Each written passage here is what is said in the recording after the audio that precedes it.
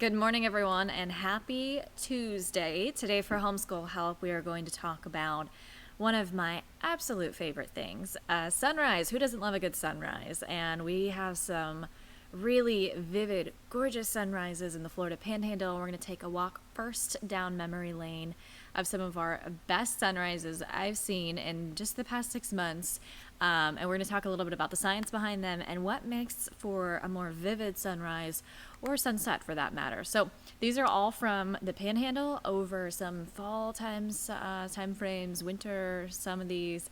This is a gorgeous one. You got the purples going, you got the reds, the vivid oranges at times. This was another really gorgeous one. I love the fact that we get to see these every single morning just by working in morning news, and hopefully you get to see them too. So talking about the science behind a sunrise and what makes those colors really pop on some days, and then other days it's just kind of hazy, or you just completely miss the sunrise because it's just full cloud cover, overcast skies, ruin it for us for that day. But what is going on in the atmosphere? It is the scattering of sunlight by air molecules. So when the sun is rising, for the sunlight, it's further to travel throughout the atmosphere during around, right now, sunrise is at about 6:20 a.m. By the end of April, it'll be 6 a.m., so we're getting those longer days. But it's because of the angle toward the sun. So it's a lower sun angle, and that actually impacts what colors you're going to see, because there's darker colors on the spectrum of blues and purples. Those have shorter wavelengths. So longer wavelength colors would be reds, oranges, yellows, the ones we love to see in the morning.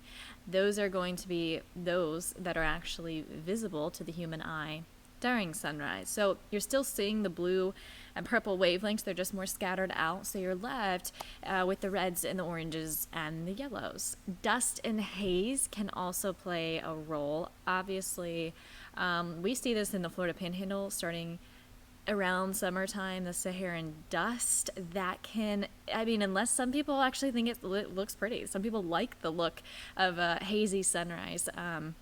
But typically, dust, air pollution, particles in the atmosphere, sometimes that can hinder what looks like to the human eye, as vivid colors can kind of be muted with more haze in the atmosphere. So that's another factor. Clouds play a huge role. And a lot of people think, oh, if you automatically have clouds, that just means you'll have a better sunrise. Or some people think that the clouds themselves help create the sunrise vivid colors. But the fact is, the clouds, granted, if you're not seeing overcast skies and you're just seeing a few clouds here or there, often do produce better sunrises, because it serves as a canvas. So it's not the clouds themselves, but it's what they can do and how they serve and play a role in a sunrise. So clouds, as that canvas, can reflect that light to the ground. So it just makes for interesting texture in the sky.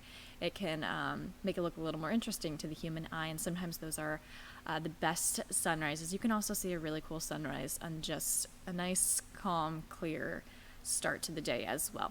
Last thing I want to touch on is that it can also be seasonal due to less pollution. So in summertime, typically, and this is of course dependent on the city you're in, but air quality is going to be typically better in fall, in winter, and you're not really seeing all of those pollutants that you might see enhanced with heating in the summertime. So typically in the mid-latitudes where the U.S. lies, in fall and winter, you're going to see the most vivid sunrises and sunsets, because typically the air is cleaner, or the air quality is better. So that's a fun fact for you. Hopefully the next time you see a sunrise, you can think of the science behind it.